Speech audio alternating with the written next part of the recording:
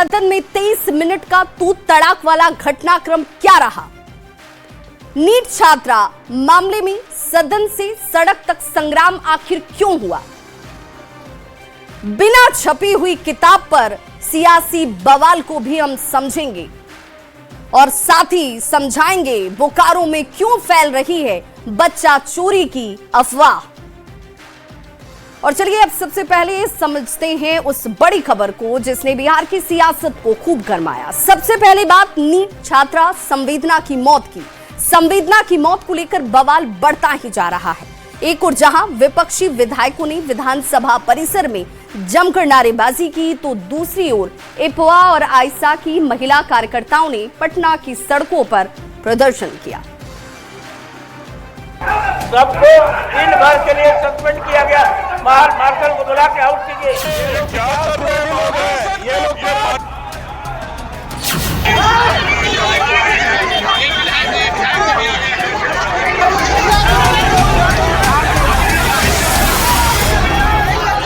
ये दो तस्वीरें बिहार की राजधानी पटना की। नीट छात्रा संवेदना की मौत को लेकर पटना में सड़क से सदन तक प्रदर्शन देखने को मिला। एक ओर जहां विपक्षी विधायकों ने विधानसभा परिसर में नारेबाजी की, तो दूसरी ओर एपुआ और आयसा की महिला कार्यकर्ताओं ने सड़क पर प्रदर्शन किया।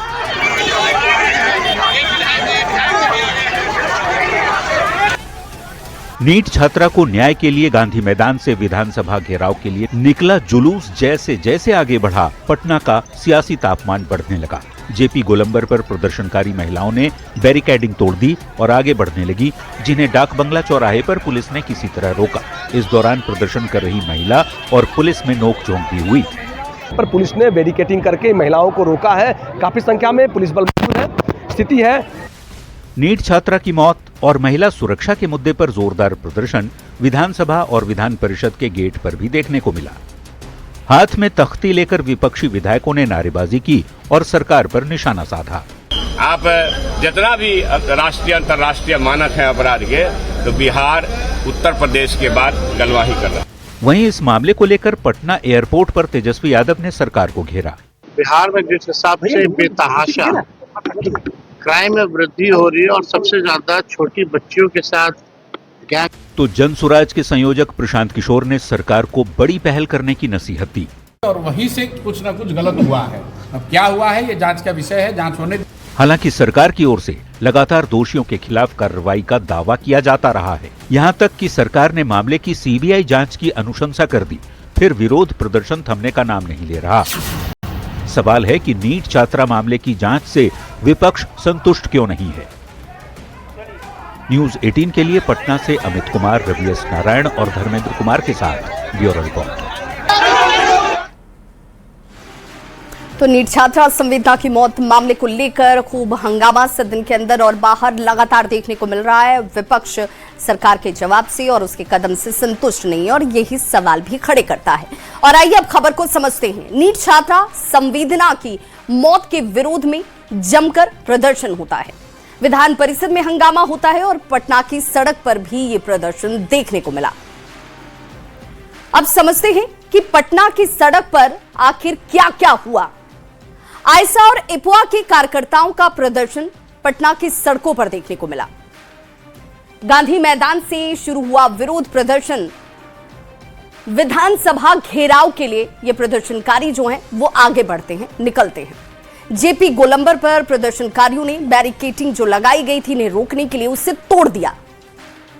डाक बंगला चौराहे पर पुलिस ने इन प्रदर्शनकारियों को हालांकि किसी तरीके से बैरिकेडिंग के साथ साथ अन्य मापदंडों से रोकने का प्रयास किया। नीट छात्रा की मौत मामले में जांच पर भी सवाल उठ रहे हैं और सड़क से लेकर सदन तक बवाल नजर आया। केस की जांच से विपक्ष संतुष्ट क्यों नहीं है, ये बड़ा सवाल है।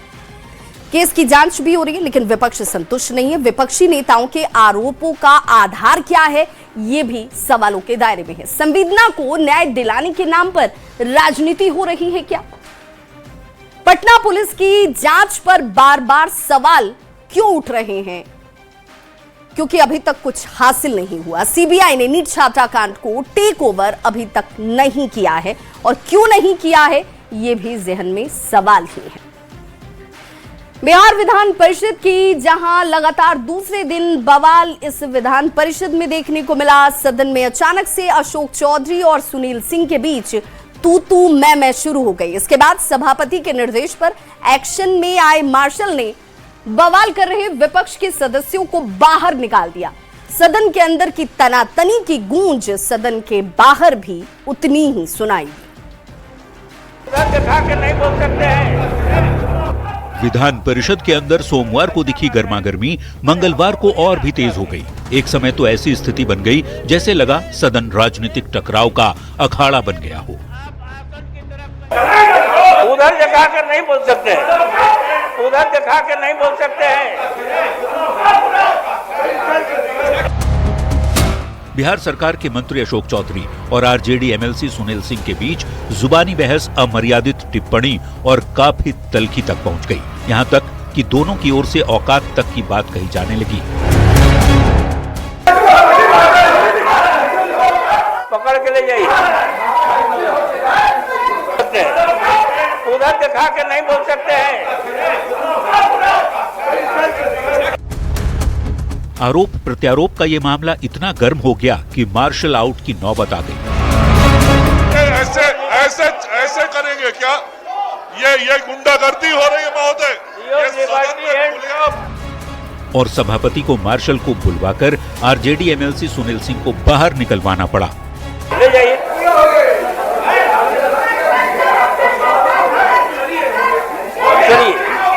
चलिए आरजेडी एमएलसी सुनील सिंह की भाषा और आचरण को लेकर सत्ता पक्ष ने गंभीर सवाल खड़े किए। जिस तरह का गाली गलौज किया, इनके साथ में गंदे शब्द का उपयोग किया, एक दलित समाज के मंत्री के साथ बहुत ही गंदा शब्द वो बोल रहे थे। तो दूसरी ओर विपक्षी खेमे ने अशोक चौधरी के बयान पर सवाल उठाया है। विपक्ष ने मार्शल आउट को भी ठीक नहीं माना। हम लोग को बाहर सुनवाई नहीं हुआ, इस पर तो हम लोग बाहर जाएंगे। जब आसमान से आदेश मिल गया बाहर जाइए तो बाहर जाएंगे। बिहार विधानमंडल के बजट सत्र के दौरान 2 दिनों से जमकर बवाल देखने को मिल रहा है। सोमवार को राबड़ी देवी और सीएम नीतीश कुमार के बीच बहस हुई।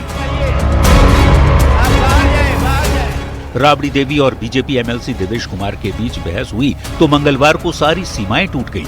आरजेडी एमएलसी सुनील सिंह और मंत्री अशोक चौधरी के बीच तू तड़ाक तक हुआ। उधर दिखा के नहीं बोल सकते हैं। न्यूज 18 के लिए पटना से अमित कुमार, रवि एस नारायण, आनंद अमृतराज और शैलेंद्र कुमार के साथ उधर दिखा के नहीं बोल सकते हैं। तो माननीयों की ऐसी भाषा चिंता पैदा करती है, क्योंकि जो भाषाई मर्यादा होती है वो सदन के अंदर तार तार होती हुई नजर आई। और चलिए आइए अब समझते हैं खबर को। मंगलवार को विधान परिषद में आखिर क्या कुछ हुआ। अशोक चौधरी और सुनील सिंह जो हैं उनके बीच तीखी बहस देखने को मिलती है। शुरुआत यहीं से हुई। माननीय दोनों ही हैं, अशोक चौधरी और सुनील सिंह के बीच तीखी बहस होती है। टपोरी मंत्री से लेकर औकात तक की जुबानी जंग देखने को मिली। सभापति ने विपक्षी पार्षदों को मार्शल आउट करवाया, क्योंकि यहां पर एक दूसरे को औकात दिखाने की बात तक नौबत चली गई।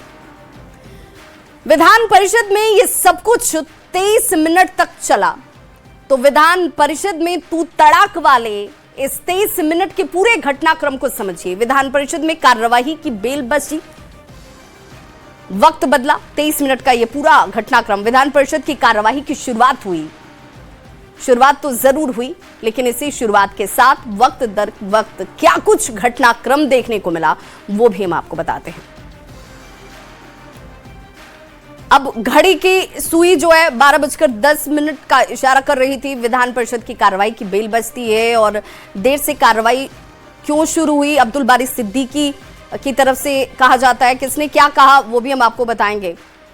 और एक तरीके से विधान परिषद सभापति, ये सभापति का विशेषाधिकार है, उनकी तरफ से ये कहा गया कि भाई जो आप कर रहे हैं ये अनुचित है। भाषाई मर्यादा का ख्याल तो आपको रखना चाहिए। सत्ता दल को पता था पर विपक्ष को जानकारी नहीं दी गई। अब्दुल बारी सिद्दीकी ये कहते हुए नजर आए। विधान परिषद में तू तड़ाक के पीछे का जो एक दूसरे के साथ जो बयानों के जरिए बयान था वो इस रूप में आया। अब्दुल बारी सिद्दीकी ने देवेश कुमार से माफी की मांग की। वो ये कहते हैं कि भाई माफी मांगी जानी चाहिए इनकी तरफ से, क्योंकि यह अनुचित है, अशोभनीय। अशोक चौधरी हालांकि कहते हैं कि बिना बेल बजे आरजेडी सदस्य आखिर सदन में आए तो आए कैसे, ये कैसे संभव है। अशोक चौधरी के सवाल पर आरजेडी के जो सदस्य हैं वो भड़क उठते हैं, नाराजगी जाहिर करते हैं। सुनील सिंह और अशोक चौधरी के बीच बहस की शुरुआत हो जाती है। दोनों हार मानने को तैयार नहीं, दोनों पक्षों की तरफ से जबरदस्त गर्म बहस की शुरुआत हो जाती है, स्थिति गर्मा जाती है। हालांकि मंगल पांडे जो कि स्वास्थ्य मंत्री, उन्होंने कहा कि विपक्ष सदन में संवैधानिक मर्यादा का ख्याल नहीं रख रहा और ये अनुचित है, ये गलत है, ऐसा नहीं होना चाहिए। विधान परिषद सभापति ने कहा कि सभी वीडियो की जांच जो है वो कराई जाएगी, एक एक वीडियो की जांच होगी कि किसने क्या कहा, क्यों कहा और कब कहा। जांच के आधार पर ही फैसला होगा। अब इस पर अनुशासनात्मक कार्रवाई भी हो सकती है। आरजेडी सदस्य नहीं माने तो सभापति ने कहा कि बाहर आप जा सकते हैं। आरजेडी सदस्यों ने वेल में पहुंचकर जमकर नारेबाजी शुरू कर दी। सभापति ने हंगामा करने वालों को एक दिन के लिए निष्कासित कर दिया। मार्शलों ने सदन में पहुंचकर बाहर जाने को कहा कि भाई आप बाहर जाइए, और सभी आरजेडी के सदस्य बाहर जो है वो निकल जाते हैं। इसी सभापति के आदेश के बाद से, सभापति की तरफ से ये जैसे ही आदेश आया उसके बाद ये बाहर निकल गए। अब अशोक चौधरी और सुनील सिंह के बीच तू तड़ाक, किसने क्या कहा, अशोक चौधरी ने कहा और सुनील सिंह ने उसके पलटवार में क्या कहा वो भी जान लीजिए। अशोक चौधरी कहते हैं कि तुम्हारी कोई औकात है क्या, ये उनकी तरफ से ये भाषा का इस्तेमाल हुआ। तो सुनील सिंह कह देते हैं कि आप औकात में आइए। अशोक चौधरी कहते हैं कि उंगली दिखा रहे हैं हमको, ये क्या उचित है। तो टपोरी मंत्री जी की भाषा है ये। सुनील सिंह भी पीछे कहां रुकने वाले थे, उनकी तरफ से भाषाई मर्यादा को भी तार तार किया गया। उसे सीधे तौर पर एक तरीके से जिन बयानों का इस्तेमाल किया गया उसने एक बार फिर से सोचने पर मजबूर कर दिया कि माननीय क्या ऐसे होते। पिछले 9 दिन से लगातार राहुल गांधी एक किताब को दिखाकर मोदी सरकार को घेरने में जुटे हुए थे। सरकार ने, लोकसभा के स्पीकर ने बार बार ये कहा कि जो किताब अब तक पब्लिश ही नहीं हुई, सदन में उसका जिक्र नहीं होना चाहिए। लेकिन राहुल गांधी अपनी जिद पर ही अड़े रहे। पेंगुइन पब्लिकेशन ने यह साफ कर दिया कि जनरल नरवणे की जिस किताब का जिक्र किया जा रहा है वो अब तक छपी ही नहीं है। इस बीच खुद जनरल नरवणे ने ट्वीट कर कहा कि वो किताब अब तक छपी ही नहीं, यानी कांग्रेस और राहुल गांधी जो कह रहे थे उसकी अब पूरी तरीके से हवा निकल चुकी है।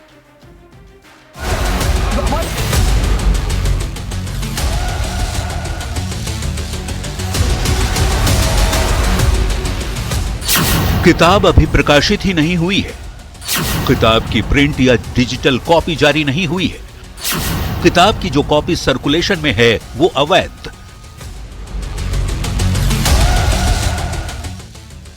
किताब के अवैध प्रसार पर कानूनी एक्शन लेंगे। राहुल गांधी दावा कर रहे थे कि पेंगुइन पब्लिकेशन वाले किताब ही उनके पास है, लेकिन अब सारा खेल पलट चुका है, क्योंकि दिल्ली पुलिस ने भी इस मामले में एफआईआर दर्ज कर ली है कि आखिर ये अवैध कॉपी सर्कुलेशन में कैसे आई।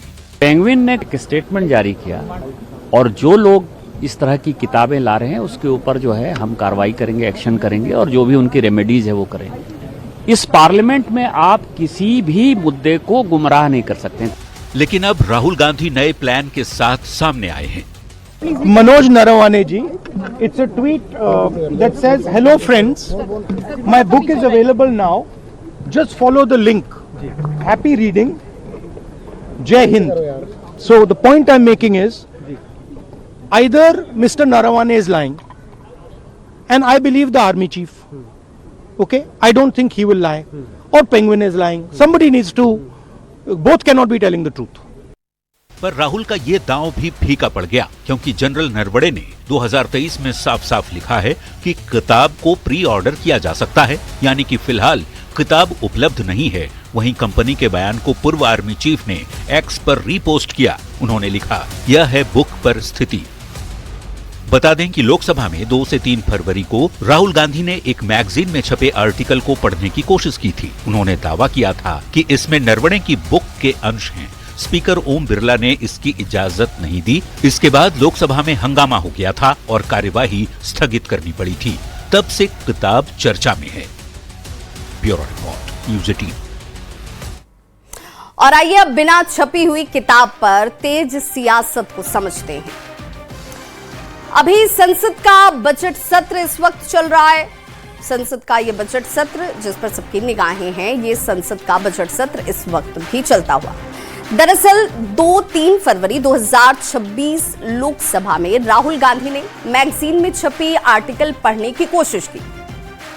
राहुल गांधी ने इसे पूर्व सेनाध्यक्ष नरवणे की किताब का अंश बताया। स्पीकर ओम बिरला ने इसकी इजाजत नहीं दी। इसके बाद लोकसभा में हंगामा हुआ, कार्यवाही स्थगित कर दी गई थी। तब राजनाथ सिंह ने कहा था, राहुल जिस किताब के बारे में बोल रहे हैं वो किताब प्रकाशित ही नहीं हुई है। अगर ये बातें प्रकाशित हुई हैं तो इसका जिक्र करें, अन्यथा इसे छोड़ दें। उस दिन अमित शाह ने भी कहा था कि मैगजीन तो कुछ भी लिख सकता है। नरवणे जी ने ऐसा नहीं कहा है। सीधे तौर पर यह बयान उनका आया, अमित शाह का। तब स्पीकर ओम बिरला ने कहा था कि जो किताब छपी नहीं उसको सदन में कोट नहीं किया जा सकता है। लेकिन 4 फरवरी 2026 को कांग्रेस सांसद राहुल गांधी ने संसद परिसर में मीडिया कर्मियों को अनपब्लिश्ड बुक दिखाई भी और बताई भी। बिना छपी किताब पर तेज सियासत किस तरीके से हुई समझिए। किताब पर पेंगुइन का बयान, किताब अभी प्रकाशित ही नहीं हुई है। किताब की प्रिंट या डिजिटल कॉपी जारी ही नहीं की गई। किताब की जो कॉपी सर्कुलेशन में है, यानी जो लोग दिखा रहे हैं, वो अवैध है। किताब के अवैध प्रसार पर कानूनी एक्शन लिया जाएगा। पब्लिकेशन के बयान को पूर्व सेनाध्यक्ष नरवणे ने भी रीपोस्ट किया और स्थिति को साफ करार दिया कि भाई ये ऐसी स्थिति है नहीं, ऐसा कोई बयान आया नहीं था। बच्चों में बोकारो की बात करें तो बच्चा चोर की अफवाह बोकारो में तेजी से फैल रही है और इस अफवाह की चपेट में आया एक युवक। भीड़ ने उसकी अच्छी खासी धुनाई कर दी। हालांकि युवक बच्चा चोर के आरोप से इनकार करता रहा। मौके पर पहुंची पुलिस ने युवक की किसी तरीके से जान बचाई। बड़ा सवाल ये है कि बच्चा चोर के अफवाह में लोग कानून हाथ में क्यों ले रहे हैं।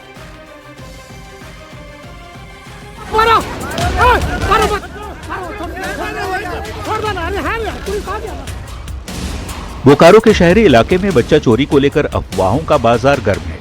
लोग आशंकित हैं, सहमे हैं और बच्चा चोर की अफवाह फैलने पर आरोपी की धुनाई में भी पीछे नहीं हट रहे।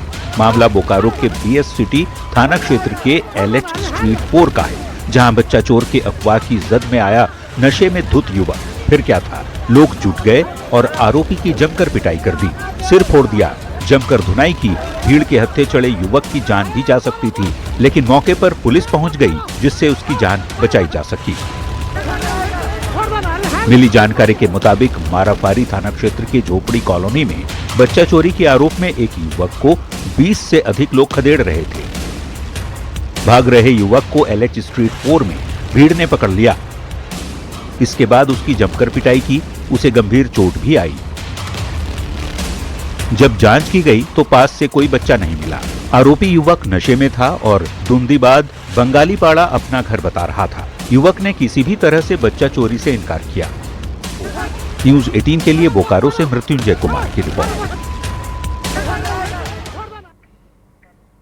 तो बच्चा चोरी की अफवाह में युवक की पिटाई हो जाती है, लोग कानून को हाथ में ले लेते हैं और सवाल यहीं से पैदा होता है कि आखिर कानून को लोग हाथ में अफवाह के चक्कर में क्यों ले रहे हैं। अफवाह में युवक की पिटाई क्यों हुई, ये भी समझिए। बोकारो में हाल के दिनों में कई महिलाएं लापता हो गई हैं। कई बच्चों के गायब होने की भी खबर सामने आई। ऐसे में बच्चा चोर की अफवाह उड़ गई और फिर भीड़ ने बच्चा चोरी के इसी आरोप में युवक को जमकर पीट दिया। अब ऐसे में जरूरी है लोगों को जागरूक होने की, जागरूक करने की भी, जिसे लेकर सरकार को पहल करने की जरूरत है।